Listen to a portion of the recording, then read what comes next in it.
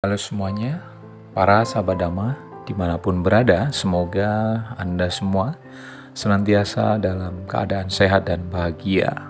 Selamat datang di Pesantren Buddha Channel. Pada kesempatan ini kita akan membahas satu tema yang menarik. Tema-tema itu kita ambil dari pertanyaan-pertanyaan yang diberikan oleh umat Buddha maupun oleh masyarakat kepada Yang Mulia Bhikkhu Utamo. Dan kali ini saya akan mereview kembali agar kita semua dapat mendengarnya dan belajar dari pertanyaan-pertanyaan yang telah diberikan kepada Bante Utamo. Bagaimanakah pertanyaan-pertanyaan yang muncul yang diberikan kepada Bante Utamo? Yang pertama adalah, Bante, apakah di dalam agama Buddha percaya adanya makhluk halus, lalu makhluk itu bisa merasuki ke dalam tubuh manusia? Apakah benar, Bante, ada orang yang bisa berkomunikasi dengan para dewa? Inilah pertanyaan yang pertama. Pertanyaan yang menarik berikutnya adalah, apakah parita yang harus dibacakan saat kita menghadapi orang yang sedang kesurupan, Bante? Lalu yang ketiga, apakah orang yang sudah meninggal, arwahnya dapat merasuki salah satu anggota keluarganya? Dan yang terakhir, apa yang kita lakukan apabila kita melihat makhluk halus? Berikut ini adalah jawaban dari Yang Mulia Bante Utamo Mahathera. Yang pertama, bahwa makhluk halus yang bergentayangan sebenarnya dalam istilah Buddhis dikenal sebagai alam peta. Memang mereka bisa mempengaruhi manusia, sehingga orang berbicara dan bertindak sesuai dengan pengaruh mereka. Kondisi ini sering disebut sebagai kesurupan. Selain makhluk peta, di sekitar kita juga ada makhluk dari alam yang lebih bahagia, yaitu alam para dewa.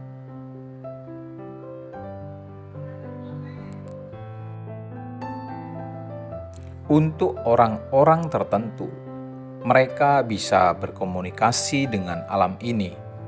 Namun, kadang orang juga sering salah mengerti bahwa komunikasi dengan makhluk tak tampak pasti dengan alam dewa.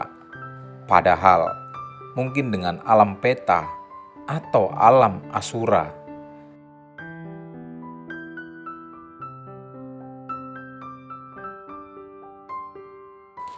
Oleh karena itu, dalam Dhamma tidak dianjurkan orang untuk menyediakan dirinya sebagai sarana untuk kesurupan atau berkomunikasi dengan makhluk peta maupun makhluk dewa. Pada prinsipnya, dalam Buddha Dhamma, makhluk halus adalah termasuk makhluk hidup yang menderita, sehingga perlu ditolong, bukan dimusuhi. Oleh karena itu, apabila seorang umat Buddha bertemu dengan makhluk halus, hendaknya ia tidak merasa takut dan bahkan dapat memancarkan pikiran penuh kasih sayang dan mengucapkan dalam hatinya, semoga semua makhluk berbahagia. Ketika seorang umat Buddha mampu memancarkan cinta kasih dengan mengulang kalimat semoga semua makhluk berbahagia, ulangi terus dalam hati sebanyak mungkin, maka makhluk halus akan menjadi tenang dan tidak mengganggu lagi.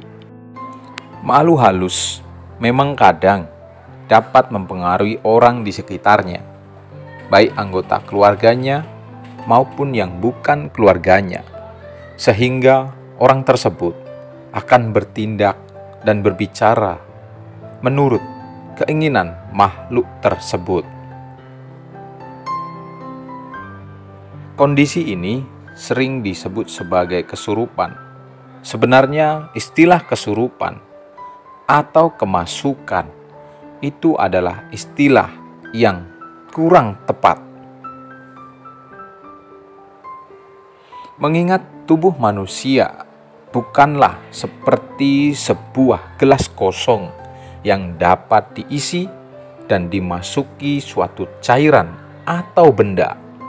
Istilah yang lebih sesuai dengan kenyataan ini adalah dipengaruhi. Jadi, menghadapi orang yang sedang dipengaruhi makhluk halus, sebaiknya orang di sekitarnya menanyakan kepada makhluk tersebut dengan baik-baik tentang maksud dan tujuannya itu. Biasanya, makhluk itu akan menyampaikan sesuatu atau mengungkapkan kesulitan tertentu yang sedang dihadapinya. Kalau memang masalah yang dihadapi makhluk halus tersebut dapat dibantu, misalnya saja dengan memberitahukan ke keluarganya bahwa dirinya telah meninggal dunia, maka ada baiknya seorang umat Buddha dengan pikiran penuh kasih sayang berkenan membantu mereka yang telah meninggal. Dengan demikian, mereka dapat berbahagia di alam kelahiran yang sekarang dan tidak lagi berusaha mempengaruhi orang lain karena masalahnya telah diselesaikan. Namun, kalau memang makhluk itu agak sulit diajak komunikasi, umat Buddha secara sendirian maupun berkelompok dapat membacakan sebuah parita, yaitu Karanea Metta Sutta, khotbah Sang Buddha tentang pancaran cinta kasih kepada semua makhluk. Sutta ini memang disampaikan oleh Sang Buddha dalam rangka memberikan pengertian kepada para makhluk halus agar tidak mengganggu manusia.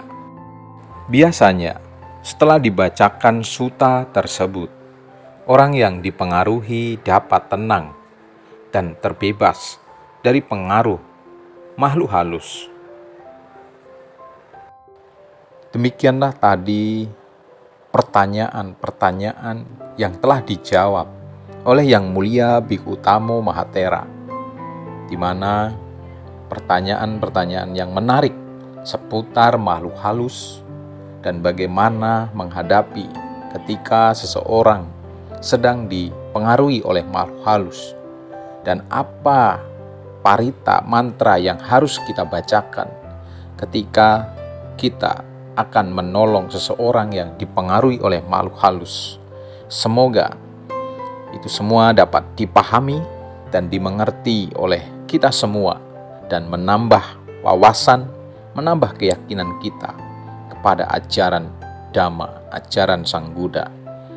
Semoga saudara-saudara Dhamma, para sahabat Dhamma senantiasa hidup berbahagia, bebas dari kesukaran, bebas dari kesakitan, dan memperoleh apa yang dicita-citakan